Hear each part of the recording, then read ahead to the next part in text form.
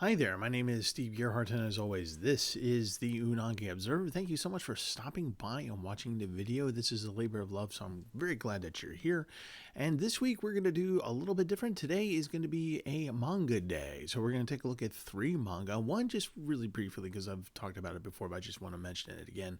And a couple other ones that are actually kind of new to me, but are old school manga. So let's go ahead and get into it.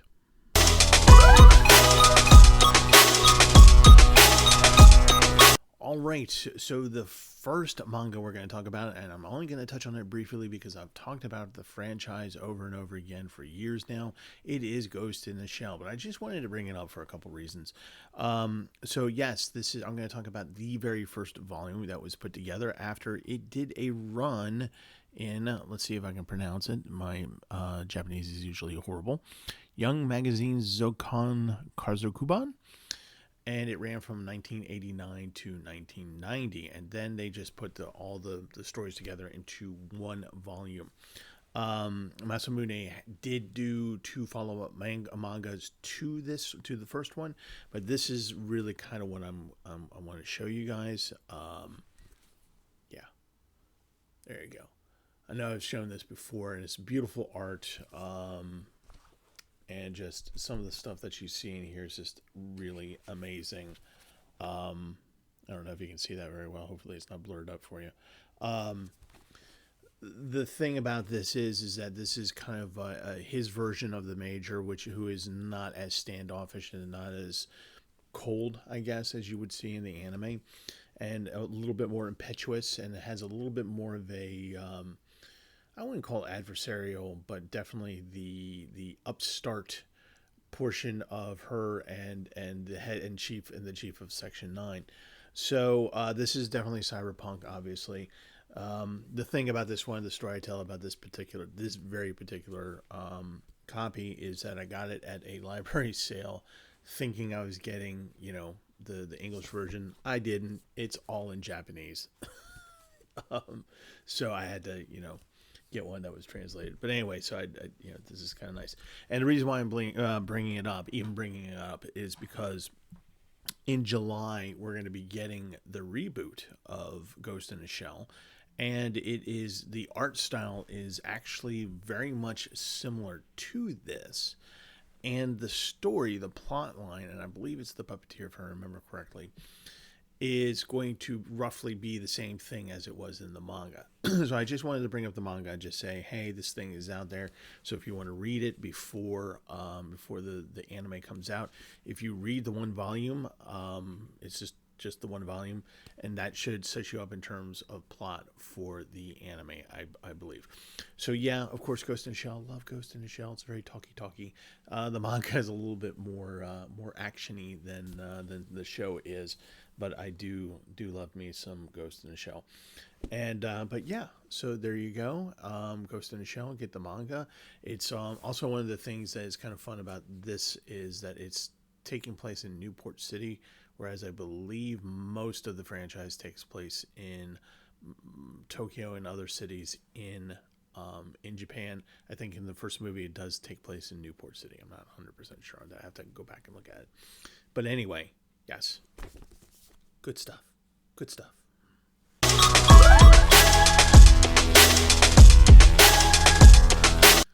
All right, the second manga I want to bring up, I'm actually not done with it, but I'm liking it very, very much. It kind of fits my wheelhouse.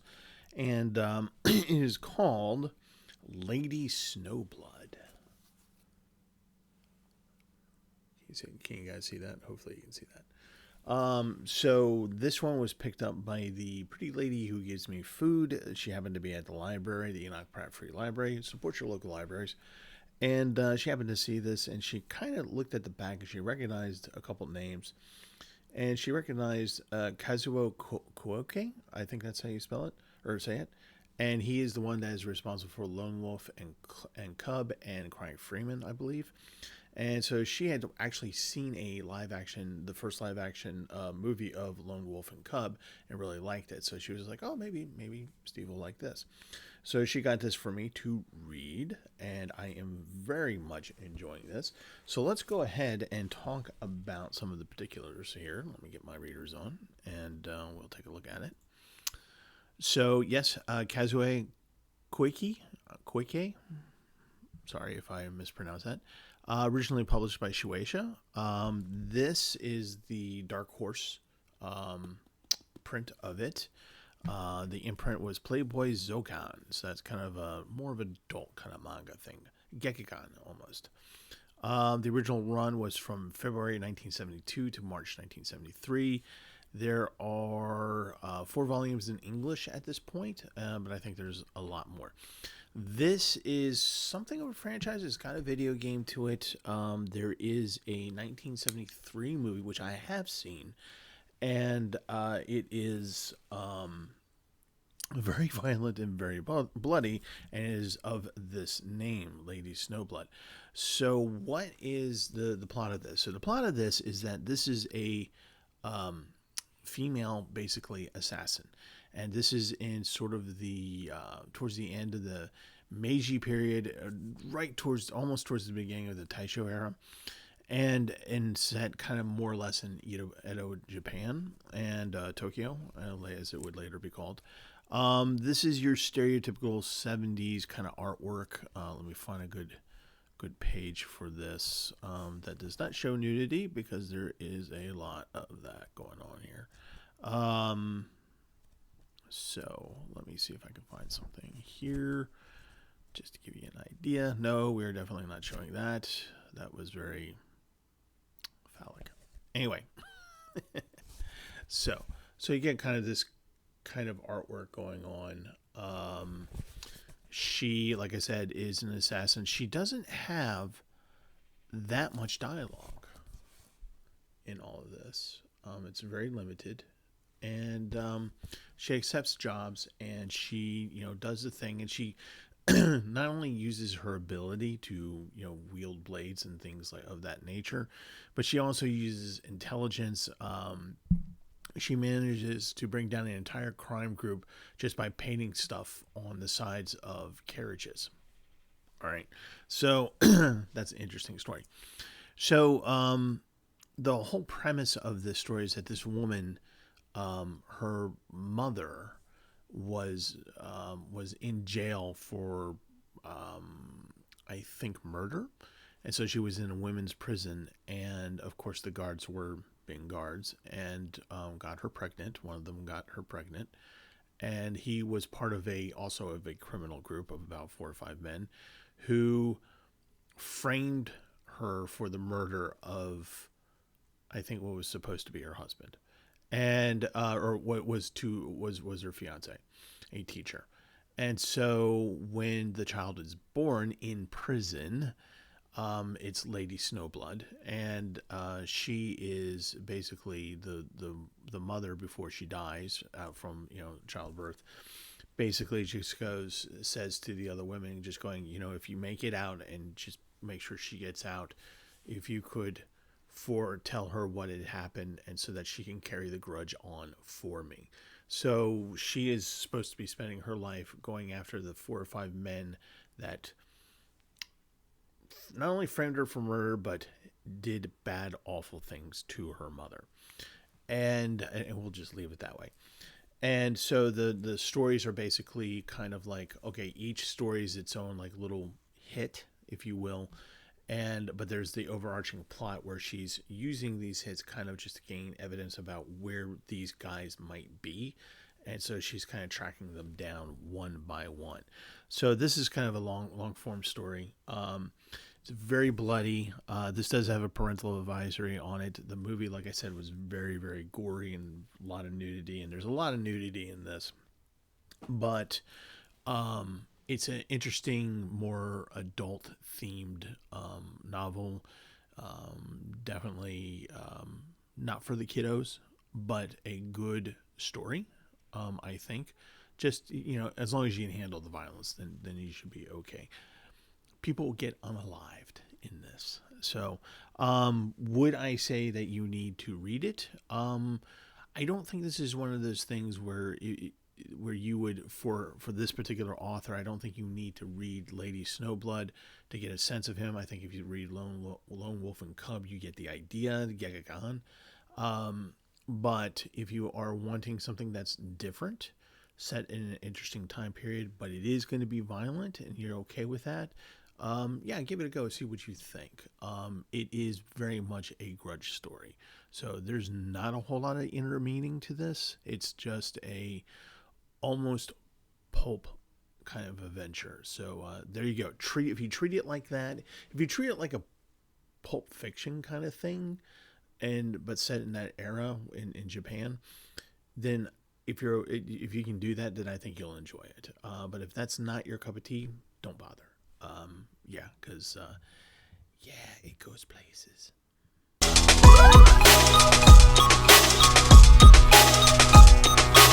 Okay, last but certainly not least, we're going to go with another old school manga called City Hunter. City Hunter is one of those franchises where I think a lot of current otaku, younger otaku, will probably be like, "I've heard of this. I have knowledge that this thing exists," but they probably haven't watched it or read the manga. There are live action movies. I believe there's also a video game to it. This is kind of, hopefully the glare won't be too bad.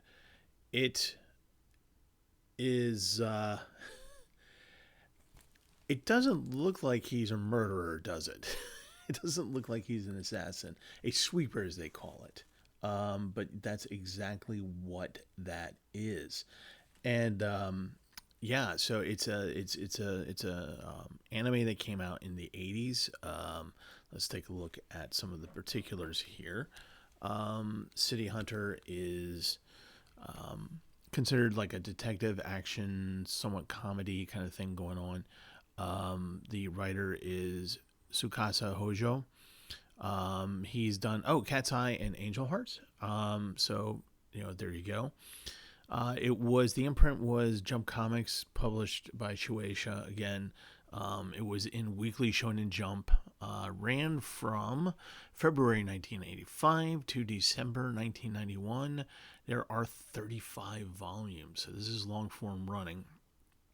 And like I said, it has some animated films. There are two animated films for theatrical release. There is the Hong Kong version that stars Jackie Chan, which I watched, I think, last year, and it was kind of very humorous. It's Jackie Chan, so there you go. So the plot of this is that our main guy, Rio Saba, is what's called a sweeper. So he's a guy who kind of solves problems, but usually with some level of violence. And his sort of handler and adoptive older brother, what is his name? Hideyuki. He's kind of like his handler, and kind of he's the one who kind of sets up the jobs, and Rio goes out there and does them. Hideyuki's younger sister, Kaori, is a love interest for Rio, but Rio is also a ladies' man, so he's always going after the pretty ones. And that's kind of his comedic angle. But otherwise, he does unalive people, and that's kind of what he does.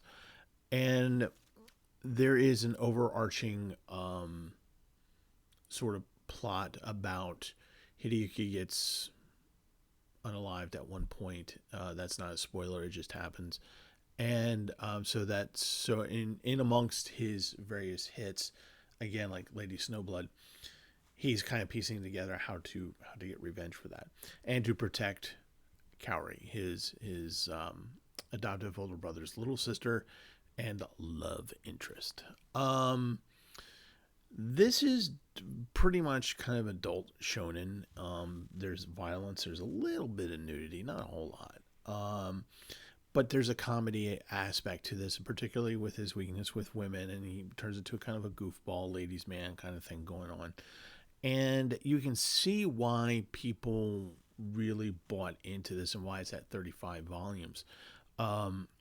Each story is fairly straightforward. It's entertaining. You have a beginning, a middle, and an end, and things get tied up rather nicely in terms of plot for these short stories. And like I said, this is kind of a franchise thing. So this is definitely would I recommend this? Yeah, I would recommend this. So this is sort of a, I would say if you're over 15, then this might be appropriate for you. But this is sort of on the adult side of things, not as much as Lady Snowblood is, but just know that people get unalive, and that's kind of what he does. The art is actually pretty good, but it is definitely of the time. Let me see if I can find something. Oh wow, that's interesting. Okay, huh. Not gonna show you that, but very much a weird BDSM thing going on there. That's kind of odd. I was not expecting that. I hadn't gotten to that point. Oh yeah, I have not finished this just yet, but I am working through the first volume. But just kind of give you an idea of what this is and what it looks like, and there is plenty of action going on here. Right? All right, so you get an idea. Easy read. Very easy read. It's much like Lady Snowblood in terms that while there is a lot of talking going on, it's not, you don't need to expend a lot of brain power in understanding what they're doing. And the mini stories, the stories, each story has its own thing, has interesting ways of how he communicates with the client and how he deals with the client, how he deals with the problem. Solutions are not always the same, bang, bang, shoot 'em up, the kind of thing. He does interesting things. And what's also interesting is that at a certain point in the overall franchise, manga franchise, the unaliving stops appearing. It's done. You get references to that. You'll see action, and then it's implied, but it kind of drops back a little bit, and you get more along the lines of detective stories. Well, that was interesting. Something just fell. I live in the city. Things happen. Anyway, so it turns into detective stories, and that's kind of interesting. At first, you go through this kind of violent beginning, and then you realize, okay, well, he's basically a detective that does things in an unorthodox way that is not entirely legal. But then he just kind of goes through the motions of that. Think Spike Spiegel, but not as adherent to the law, if that makes sense. So yes, I would recommend people, if you like shonen, I would definitely recommend this to people. I would warn you again that this is a little bit more on the adult side of things. It's not graphic, it's not gory like Lady Snowblood is. Where I would say you need to be an adult to read that one. I think if you're a young adult, old enough, mature enough, I'd say over the age of 15, I think this might be appealing. I will warn you, it is a sign of the times. So this guy is a little bit misogynist. We are talking about 1980s, so things are a little bit different than they are today. So just keep that in mind. All right, so that is it for City Hunter.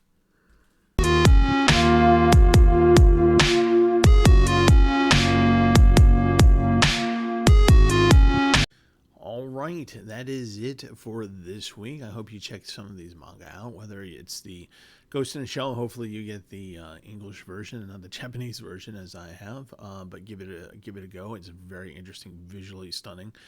We have Lady Snowblood, which is very violent, but also quite good, but for the adults, not for the kiddos. And of course, City Hunter, where it kind of has that little gray area where I think mature teens can handle it, but just maybe not for the kiddos.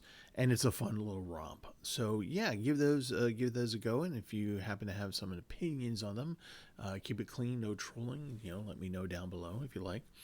And that's going to be it for this week. And so I'm not sure what's going to happen next week, but we'll get something. Maybe an anime, maybe some sci-fi. I don't know. We'll see. Maybe gaming, perhaps. Gaming, who knows? We'll see. But yeah, so that's going to be it. And as always, be good because I love you guys and I want to see you out in the wild. And then we'll just wrap it up right now. As always, watch more anime.